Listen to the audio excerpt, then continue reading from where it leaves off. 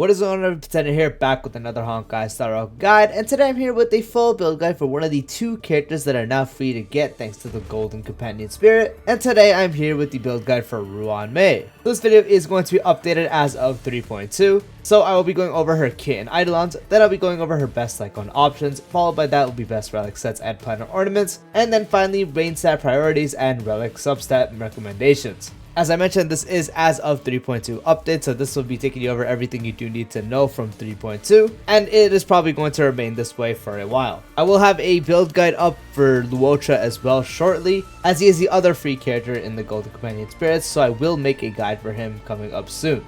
So all I want to say, before I get into the video, if you guys found this video helpful in any way, shape, or form, dropping a like would be greatly appreciated. If you're new or haven't done so already, be sure to subscribe and turn on the bell icon for future videos like this, along with all other types of Star Rail content and guides, and let's get straight into the video. The Ruan Mei is a ice character following the path of Harmony. Her basic attack deals ice damage equal to 100% of Ruan Mei's attack to a single target enemy. Her skill, after using her skill, Ruan Mei gains Overtone for 3 turns. The duration decreases by 1 at the start of her every turn. When Ruan Mei has Overtone, increases all allies' damage by 32% and weakness break efficiency increases by 50%.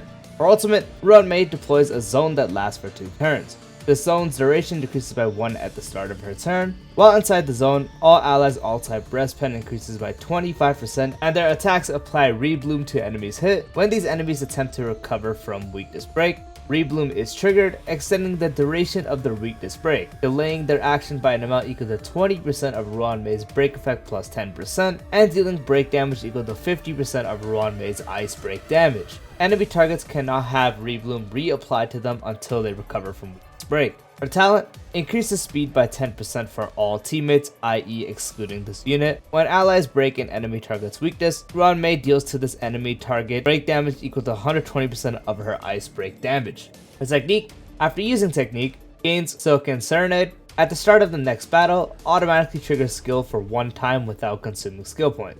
In SU or DU, when Ruan Mei has Silken Serenade, the team actively attacking enemies will always be regarded as attacking their weakness to enter battle, and this attack can reduce enemies' toughness regardless of weakness type. When breaking weakness, triggers weakness break effect corresponding to the attacker's type. For every blessing in possession up to a max of 20, additionally increases the toughness reduction of this attack by 100%. After breaking an enemy target's weakness, additionally deals to the enemy target break damage equals 100% of Ruan Mei's ice break damage. Her bonus traces, her A2, increases break effect by 20% for all allies. Her A4, Ruan Mei regenerates 5 energy at the start of her turn. And her A6, in battle, for every 10% of Ruan Mei's break effect that exceeds 120%, her skill additionally increases allies' damage by 6%, up to a maximum of 36%. For her Eidolons, her E1, while the ultimate zone is deployed, the damage dealt by all allies ignores 20% of the target's defense. Her E2, when Ruan Mei is on the field, all allies increase their attack by 40% when dealing damage to enemies that are weakness broken.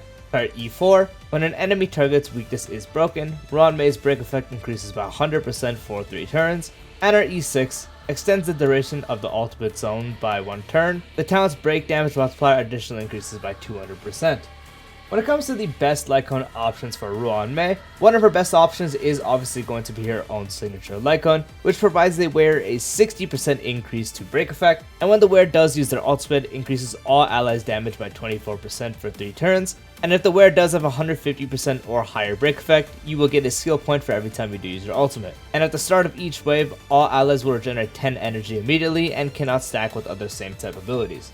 Ruan Mei does want to reach up to 180% break effect, so this Lightcone giving you 60% for free is really good, as it makes her a lot easier to build when it comes to break effect rolls. On top of that, you're giving your team even more damage for free when you do use your ultimate. She already gives up to a good amount in her base kit, especially if you do have the full 180% break effect to get the full effect of the skill. But with this Lightcone, you can further amplify the damage you do give to everyone by 24%. And on top of that, every time you do use your ultimate, if you have 150% or higher break effect, which you always will as you want 180%, you will get a free skill point back. And for any time you do trigger a different wave, you give everyone 10 energy. So if anyone has a normal kind of ultimate where they need energy, this could help them there as well, which is why it is one of the best options you can use.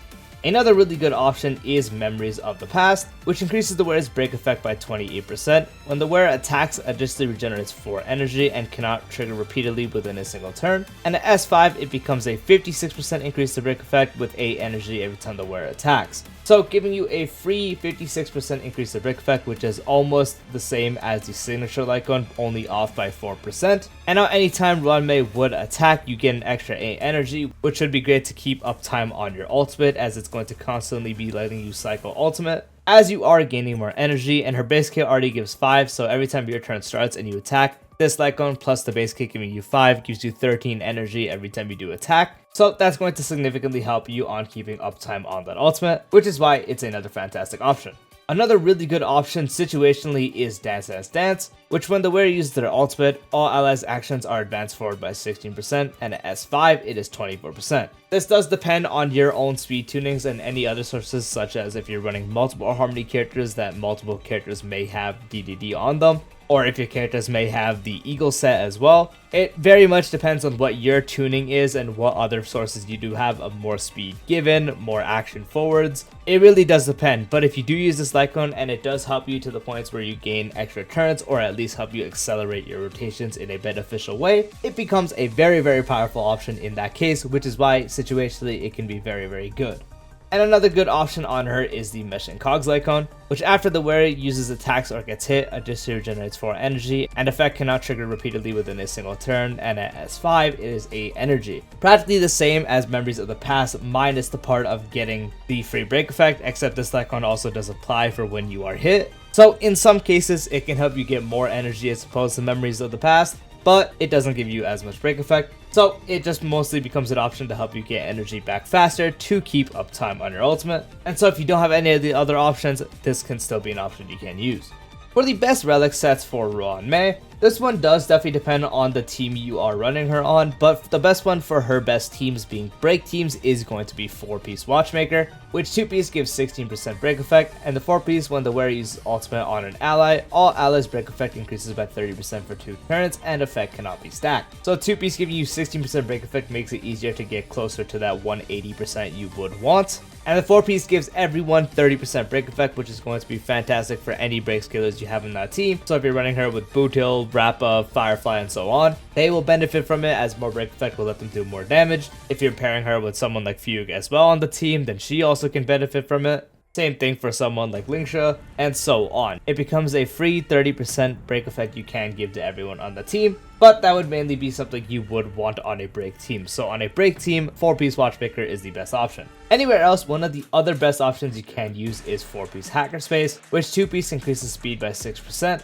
and the 4-piece when the wearer uses their ultimate on an ally, speed for all allies increases by 12% for 1 turn, and effect cannot be stacked. So free 6% speed from the 2-piece will help you get to breakpoints faster and also easier, and the 4-piece is just giving everyone speed. Just do note, if you do have specific speed tunings, this can screw with it a little bit. So if you have very tight tunings and specific setups, then do note that Hackerspace could mess up with it a bit, but in any other case it will still just be a good speed buff, and it can also help you do slower builds where you account for having Hackerspace buff in. So let's say maybe instead of actually having breakpoint on someone, you could have something like 123 speed, and then with Hackerspace you get that extra 12%, and that takes you up to more than what you would need. That's just one example. There's plenty of more examples, such as having closer to 160 speed but not enough, so you have a certain amount less. You get the hacker speed buff and now you're over 160 speed. A lot of setups you can do with it, but again, if it's not messing with the speed tunings, then it becomes a really good set you can use. But again, just make sure it doesn't mess up anything you do have going on. Another set you can actually use is 4-piece of the Thief set, which the 2-piece gives 16% break effect, and the 4-piece also gives 16% break effect. After the wearer inflicts weakness break on an enemy, regenerates 3 energy. So it's practically the same thing as running 2-piece break for a total of 32% break effect, but you get the additional effect of getting 3 energy anytime the wearer inflicts weakness break. So anytime Ruan Mei does end up breaking, she can get 3 energy back, and that's practically it. Usually Ruan Mei is never going to be the one to actually break, so you won't notice this effect too much, but if you do have good 4-piece Thief laying around, then you can definitely use it, as there will be times where she does, so you can feel it, but it'll be more on the rare side. but 4-piece thief is another option you can use. Past those, it is combining 2-piece 2 pieces, so you can do 2-piece of one of the break sets, so 2-piece watchmaker or 2-piece thief, and then combine those with one of the speed increasing sets, so 2-piece hackerspace or 2-piece relieved ordeal as well. Or you can do 2-piece speed, or again just 2-piece break effect, 2-piece break effect. Once again, for break teams, 4-piece watchmaker will be your best bet. Any other team, if you don't mess up speed tunings, 4-piece hackerspace will be the way to go. You can also use a 4-piece thief, as it just gives you 32% break effect with the extra energy you could get if you break someone with Ruan Mei. Past that, it is just combining 2-piece break and 2-piece speed, or 2-piece speed, 2-piece speed, or 2-piece break and 2-piece break. For Planar Ornaments, one of her best ones is actually running Von Walk, as it gives you 5% energy regeneration rate, and once the wearer does have 120 speed or higher, the wearer's action is advanced forward by 40% immediately upon entering battle. The reason this is so good is because once you do use your technique and you go into battle, you almost have enough to ult anyways. And with this set, it can help you set up to have Ruan Mei be the first to actually act on the battle. Unfortunately, it will consume one of the turns you do have on her skill, but you get to use a basic deck, and that lets you set up ultimate right away before any of your DPSs get to act. So deploying the ult before they get to act is very, very good, and this is why Von Walk is a good setup for that, as it practically will guarantee, as long as you do hit the right speed thresholds, to outspeed your team for that setup to actually work. On top of that, extra energy regeneration rate will be good to help your ult get back faster, which is why Von Walk is one of the best options you can use. And then the rest just become using one of the supportive sets, depends on which one you want to use. If you're doing one pure hypercarry, non-break character really, you can do Lushaka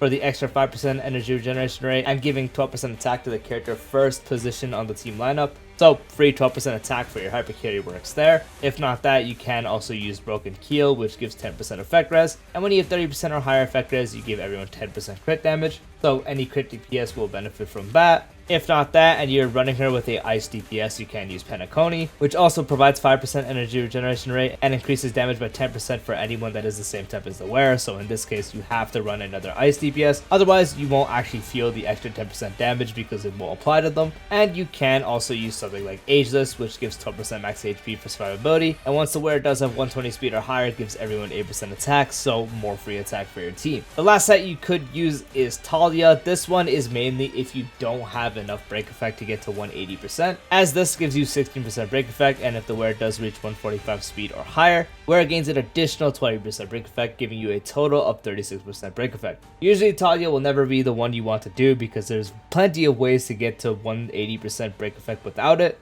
But if you really don't have the rolls or the relics to hit it and Talia lets you hit it, then you can run Talia to ensure you do hit the 180% break effect. But it is much better to opt to run one of the supportive ones instead, or Von Walk. Or the main stats on the relics.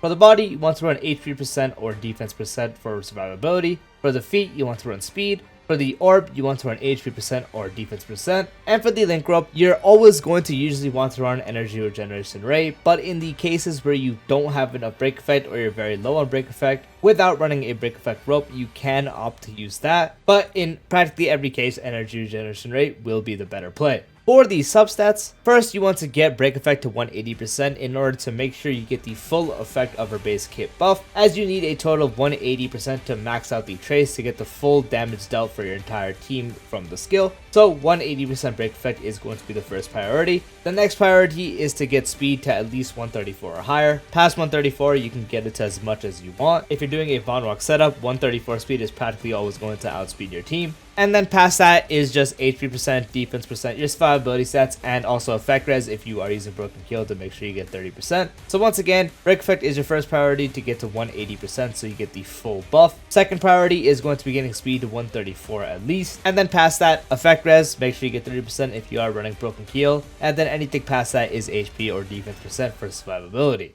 And yep, that is the full Ruan Mei guide. Once again, hope you guys found the video helpful. If you did, dropping a like would be greatly appreciated. If you haven't done so already, be sure to subscribe and turn on the bell icon for future videos like this, along with all other types of Star Rail content and guides, and I'll see you later. Peace out.